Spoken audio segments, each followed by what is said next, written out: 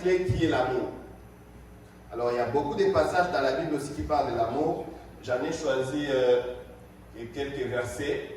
Mais avant tout, j'ai défini l'amour comme étant, on a dit, l'amour est la définition parfaite de la divinité. Car Dieu est amour. Ouais.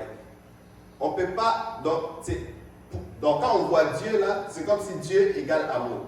On ne peut pas parler de Dieu sans amour. Impossible. Vous voyez, la Bible même dit que Dieu a tant aimé qu'il l'a donné. Vous voyez que partout dans où on parle de Dieu, il y a toujours l'option de l'amour. Donc, c'est ce qui vient vraiment me chercher. Alors, j'ai lu un passage, j'ai trouvé un passage, beaucoup de passages, mais le premier que je partage, c'est Jean chapitre 4, verset 16, qui dit « Nous avons connu l'amour que Dieu a pour nous et nous y avons cru. Dieu est amour. Celui qui demeure dans l'amour demeure en Dieu et Dieu demeure en lui. Celui qui demeure dans l'amour demeure en Dieu et Dieu demeure en lui. » Vous voyez, c'est comme genre d'union qui s'est fait. Nous sommes en Dieu, Dieu est en nous, on est un. Et le Christ a dit, moi et le Père, nous sommes un. Qu'est-ce qui faisait que lui et le Père soient un? Parce que Christ était dans l'amour. Donc si nous aussi nous vivons dans l'amour, mais nous devenons un avec Dieu. Je vais même aller plus loin pour dire que si nous vivons dans l'amour, nous devenons des dieux. Je ne sais pas si c'est blasphématoire, mais si on vit dans l'amour, on devient des dieux. Parce que Dieu, l'amour, c'est le caractère parfait de la divinité, le caractère parfait de Dieu. Et la Bible nous parle de l'amour comme un fruit. Mais j'ai du mal à comprendre ces versets. On a dit, mais les fruits de l'esprit. On parle des fruits de l'esprit. C'est comme si c'était un fruit au singulier. Mais on commence à citer, c'est l'amour, la joie, la paix, la patience, la bonté, la fidélité, la bénité, la tempérance. Comment expliquer ça? Si c'est au singulier, pourquoi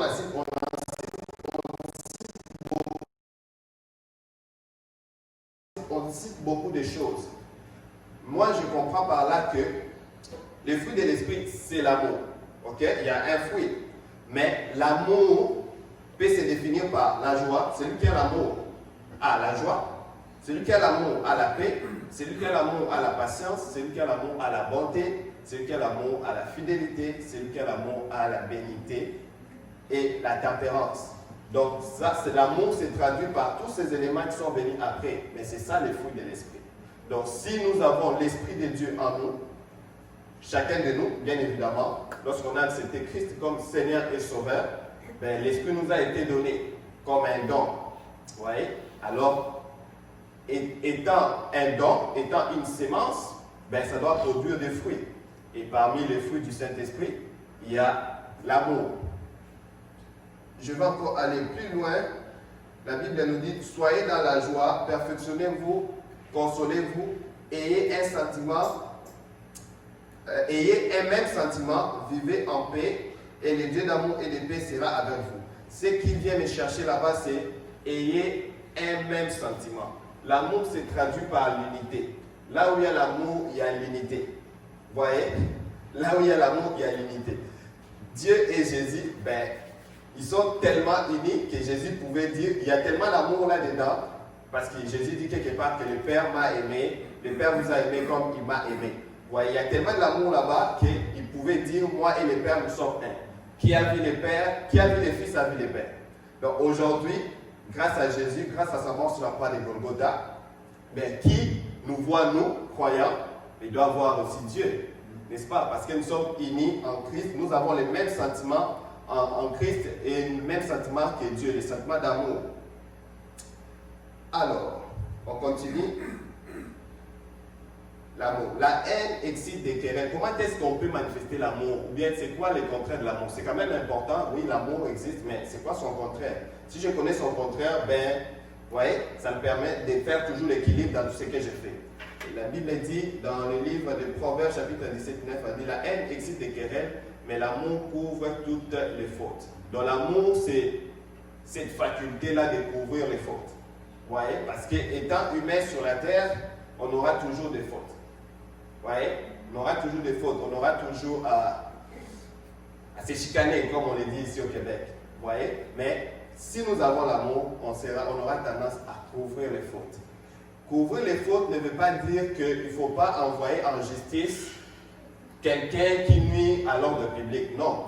Couvrir les fautes, c'est trouver des solutions pour que les deux parties soient gagnants. C'est ça, couvrir les fautes. Des fois, ça demande complètement de pardonner la personne, mais des fois, ça demande de passer aussi en justice. Donc, ne vous faites pas... ne vous faites pas de la peine si, dans le passé, pour trouver une solution avec une personne, vous êtes rendu en justice. Ouais. Il y a des arrangements à l'amiable, mais quand cela n'est pas possible, et même la parole nous dit, il nous montre comment est-ce qu'on peut résoudre certains problèmes. On peut prendre un témoin, on peut prendre des anciens, et après, si ça ne marche toujours pas, considérer la personne comme un païen.